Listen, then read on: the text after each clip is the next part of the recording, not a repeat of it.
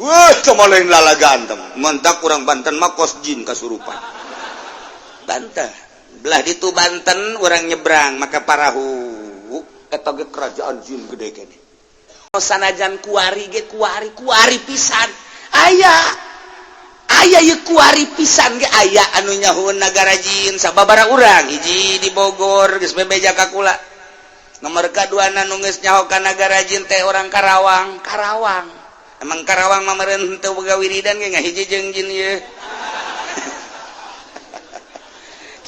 kiai lain lalagaan di Karawang aya nu geus ngalalakon ka nagara jin nagara jin teh sarua jeung urang ngan aya kerajaan-kerajaannan kerajaan jin nomor kahiji nu terbesar di Banten dicaritakeun urang Bogor urang di ditu di negara jin teh loba ambalaya mutiara emas perak dan lain sebagainya asal daek bae pakaian dan lain sebagainya mun urang mawa segede kieu bae mutiara ti negara jin dibawa ka urang moal kaduitan Billahi minasyaitonir rajim Bismillahirrahmanirrahim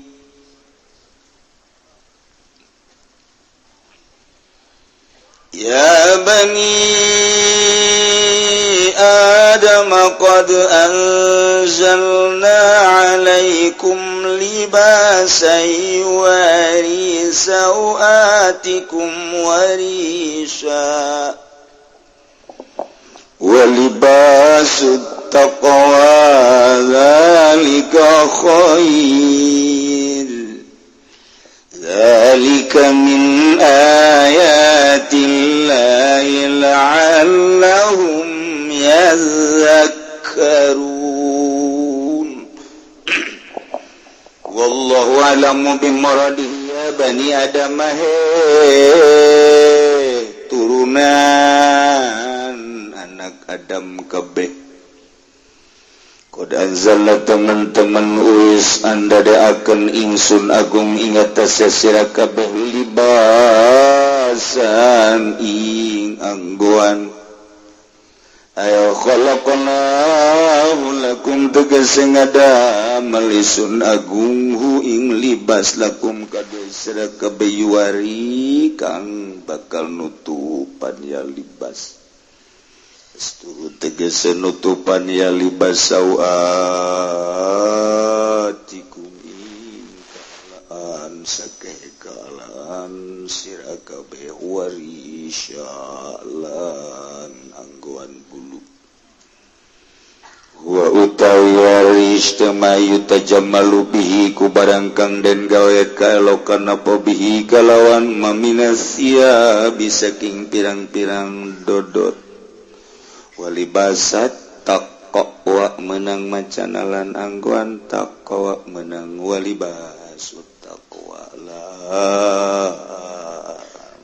tegese angguan taqwa al-amalu sholihu tegese amal kang sholeh wasmtul hasanulan tingkah laku kang becik dadalan kang becik binasbi kalawan den bacana sablibasat Atpun ala libasan iku dan tepakan ingat selapan libasan warapilan dan baca ropa mubtada uniku dari mubtada khobaru jumlatu dzaliku ta khobar mubtada iku jumlahan lafaz dzalik sarua jeung walibasut taqwa lan utawi anggoan taqwa iku zalika utai mangkono libasut taqwa khairun iku kang leuwih becik zalika min ayatillah utai mangkono inzalul libas bi aqsami min ayatillahi ku tetep saking sakeh ayat Allah dalaili kudrati tegese pirang-pirang dalil kakawasan Allah la'allahum manawa ya bani adam atawa kufariku ya zakaruna areling ya Bani Adam kabeh fayu'minuna maka pada iman ya Bani Adam kufar kabeh fihi iltifatun ikut tetep ing dalam la'allahu mutawi iltifat anil khitab saking khitab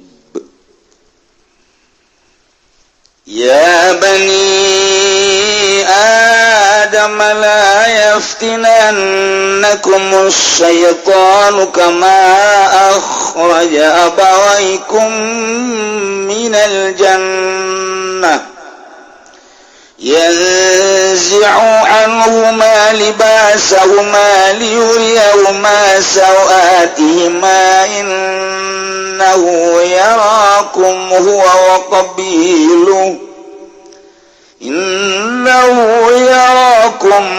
wa qabiluhu min haitsu la tarawnahum inna ja'alna asy-syayatina awliya'a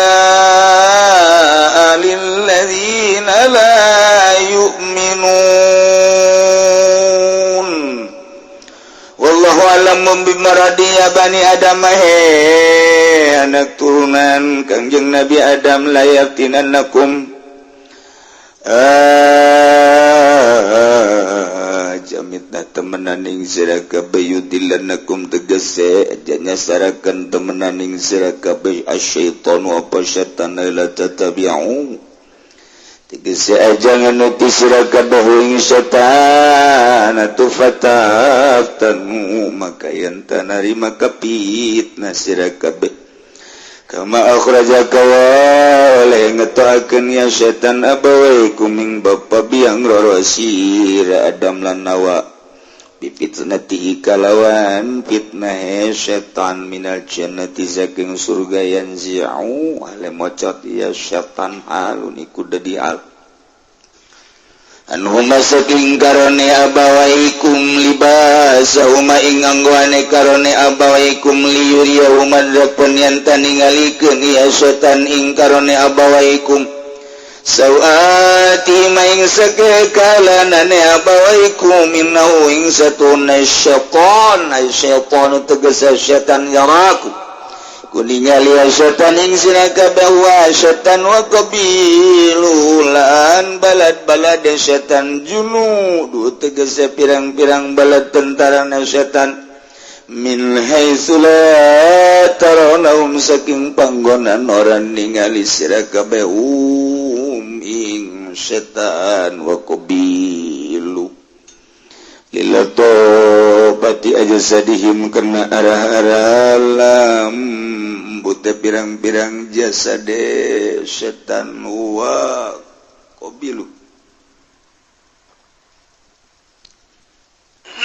oh adami alwani mata warana pirang-pirang warna setan wa qabilu inda jala ing satu hunai sunagung iku anda doakan ing sunagung ing pirang-pirang setan aulia ing pirang-pirang kanca awanan wa korona tegese pirang-pirang kanca wa korona lan pirang-pirang batur lilladzina la yu'minuna kadong kang adong ake kang orang iman keun ya ladzina kabe lilladzina kadawang akala yu'minuna kang orang iman keun ya ladzina kabeh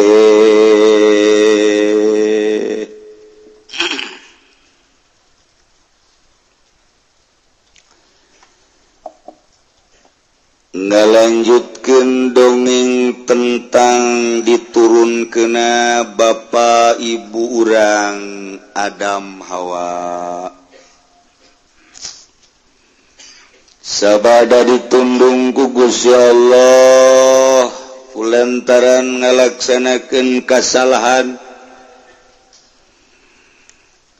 Siti Hawa ku Gusti Allah dumiat dijieunkeun getih unggal bulan dibere getih ngaberbay dina bobogaanana het ngara ku gara-gara nyana nyuguhan nu teu bener ka salaki ora ditundung ku Gusti Allah nu tadina aya sukuan kuari khufiyat rijalu dieuwekeun sukuna itu kene iblis ditundung ku Gusti Allah diberi julukan anta mal'un terlaknat sia iblis geus boga julukan masing-masing. Turunkeunlah Kangjeng Nabi Adam teh di India Gunung Sarnadib. Siti Hawa diturunkeun di Jeddah. Orai diturunkeun di Sajistan. Iblis diturunkeun di Ubullah. Pan ieu nagara na maraca nyana kana kitab komu nyana majarago maca sejarah. Begitu dibaca di negaranya na sial iblis diturunkeun di negara urang. Cak urang Ubullah. Itu kene Sajistan. Wah, cenah urang negara orai. Mantap. Urang ulah ngadenge seremna baheula serem. Namun ditelaah kuari urang Inggris setelah Afgan diserang baheula ku komunis, dilarang sholat, dilarang puasa, teu meunang sarolat, teu meunang aya nu magahan ngaji, aman mah aman, kadieuna terpisah jeung kitu negara komunis Islam. Ngan di jero keamanan teh teu meunang bergerak ngayakeun ajaran-ajaran Al-Qur'an. Teu beunang, salat teu beunang. Akibatna kabelah dieuna eueuh nu salat, sebab asal salat tembak di dinya ke. Asal salat tembak, asal salat tembak.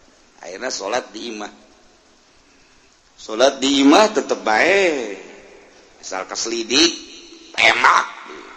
Otomatis kan nu salat eueuh, nu ngaji eueuh. Agama mah Islam.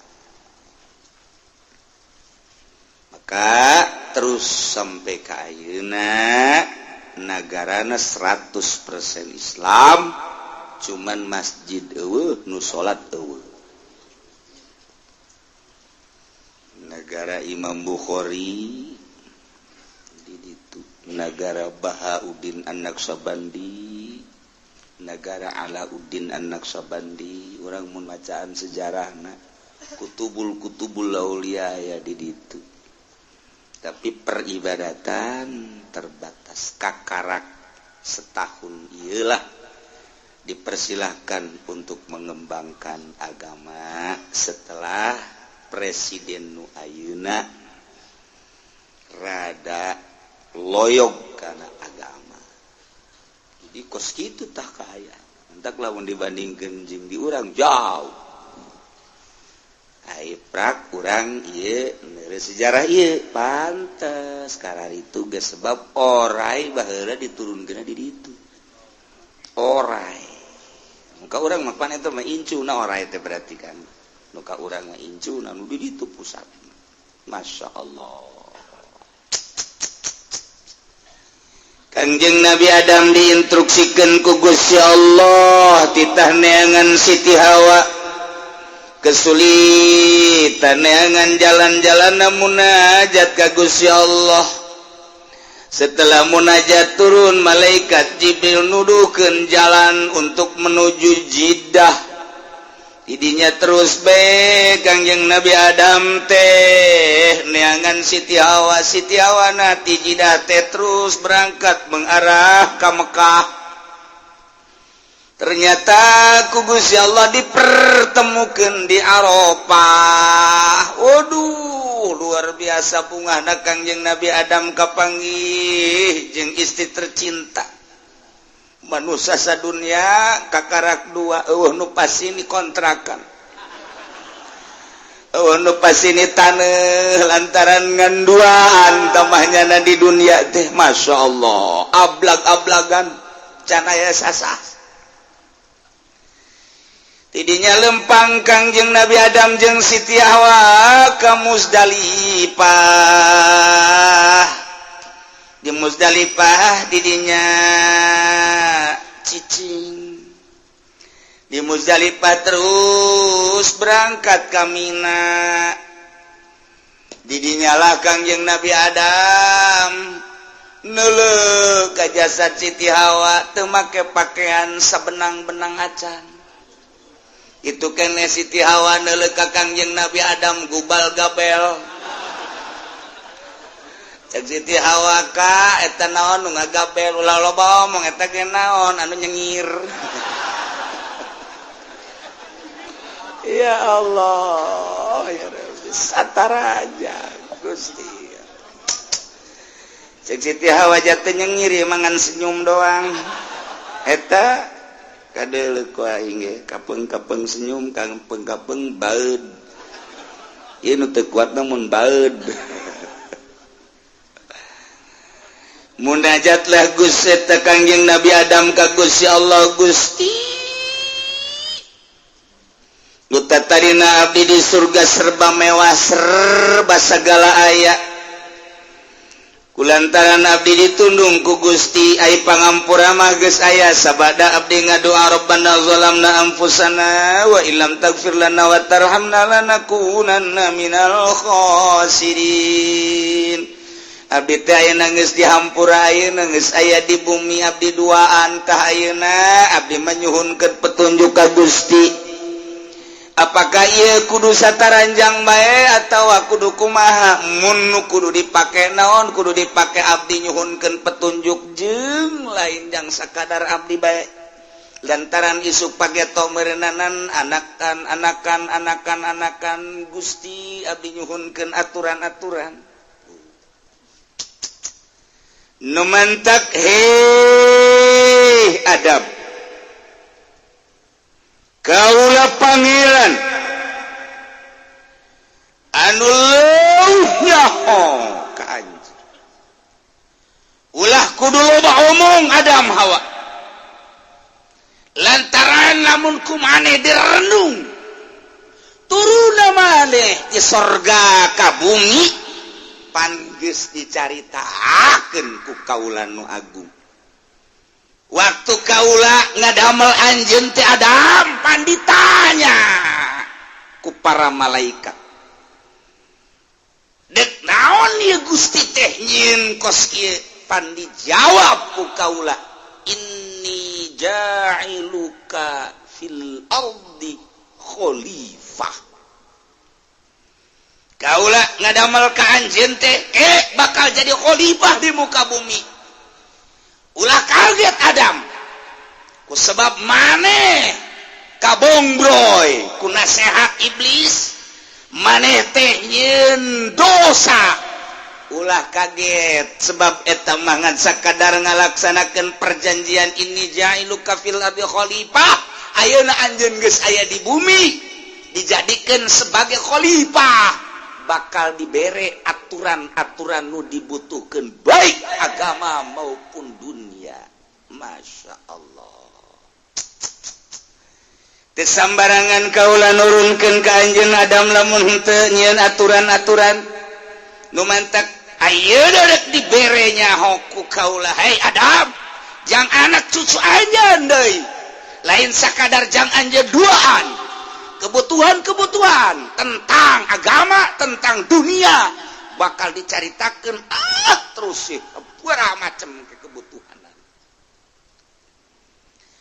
nyangakeun sadaya-daya cek Kangjeng Nabi Adam nuhun gustingan atuh abdi pan ieu kapanasan geura dara-dara buru-buru bujur panas di hareup panas lantaran cuaca di Mekah teh kapan lain cara diurang mamun panas bisa ngiuhan tatangkalan ambalayah tangkal Ambon belah kulon ge nu ngaji tarariis di dinya bari ngopi bari ngarokok kiai-kiai nyana-nyana nyayomkeun di urang babari belah ditu aya tangkal buah belah panas bisa ngiuhan tapi di Mekah di Saudi Arabia baheula mun panas dek ngiuhan di mana maka Kangjeng Nabi Adam mayang buru-buru panas Gusti panas sanajan tatangkeupan ge atuh ai panas ge mah Gus dek di mana happy atuh happy sote lamun tiris panas ge mah boh atuh cuaca panas saja urang nangkep pamajikan mah hau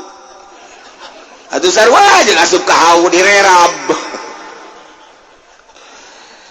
Masya Allah nah Adam kaula nu agung ayeuna dek jaritakeun kebutuhan pertama tentang pakaian.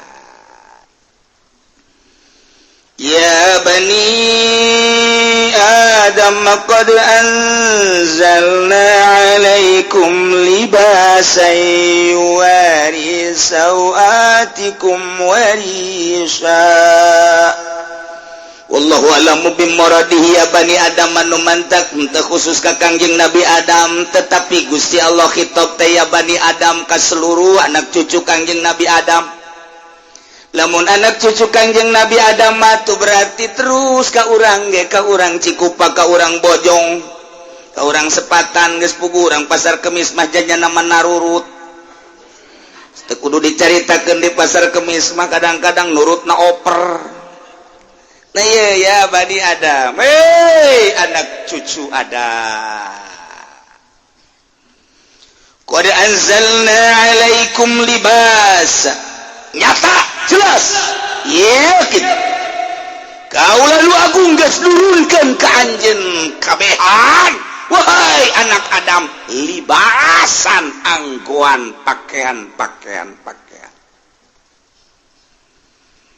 Gusti Allah tega bahasakeunana qad anzalna make anzalna mah kapan inzal inzal mah kapan turun mantak ditafsiran ku Imam Jalal di anzalna teh bi mana khalaqnahu majaz berarti lantaran inzal makan turun di langit berarti lamun ieu teu make majaz anak Adam cak Gusti Allah qad anzalna kaula nyata geus turunkeun wadimor ti luhur ka handap wah ambalaya wadimor geus turunkeun atlas gajah depak wah ambalaya segala lepis segala BHS anzalna tarurun ti luhur langit ka handap janteu dina turunna ge beureun urang pararae mantak anzalna bimakna khalaqnahu kok Gusti ngabahasakeun anzalna sih pan aya anzalna manurunkeun bentukna kadeul inzal biasana hujan dipakekeun ka nurunkeun hujan anzalna ieu ge sarua artina cek Gusti Allah kaula bakal nyieun pakaian teh nu disababan ku hujan mimiti kaula nurunkeun hujan tina cai hujan ambalayah di bumi teh bakal jararadi sagala jajadian ti mimiti teki jukut jeung sajabana datang ka tangkal anu gede bakal jararadi tina jajadian nu disababan ku hujan teh engke bakal aya jajadian anu bisa dipake njieun pakaian buktina kapas jeung berbagai deui kitu tatangkalan nu bisa dijieun pakaian di antara nu paling istimewa adalah kapuk kapas. Di urang mah lain kapuk kapas aya ge kapuk anu luhur teh tangkalna naon tangarana rangdu eta ge bisa kurang dialan haju dijejal-jejalkeun jadi anggal jadi kasur tiis geunaheun jasangan sing hade tadi jerona sok aju tarareas kana hulu tah kapuk kapas waduh luar biasa produksi dijadikeunlah kapuk tersebut benang tina benang dijadikeunlah tenunan jadilah wadimur. Waduh, jadi polekat, gajah duduk, gajah depak, gajah lari. Wah, can aya cenah kejieun atuh kusia. Terus kebelah dieuna waduh dimodif-modif baheula maya samping Maulana segala. Kebelah dieuna terus samping teh uluh kegala BHS Al-Jupri. Terus Al-Hidayah, wari deui aya deui Tamer. Macem-macem. Wah, iyalah disababan ku hujan. Berarti mencek tukang ngaji memajaz min itlaqis sabab wa iradatil musabbab. Jadi berarti majaz sabab tina hujan bakal ngajadikeun nu disababan ku hujan berbagai tatangkalan salah satu kebutuhan manusia cai tina unsur opat sebab manusia teh adalah terbuat tina anasirul arba'ah hiji ardu dua hawa tilu ma'u opat nar.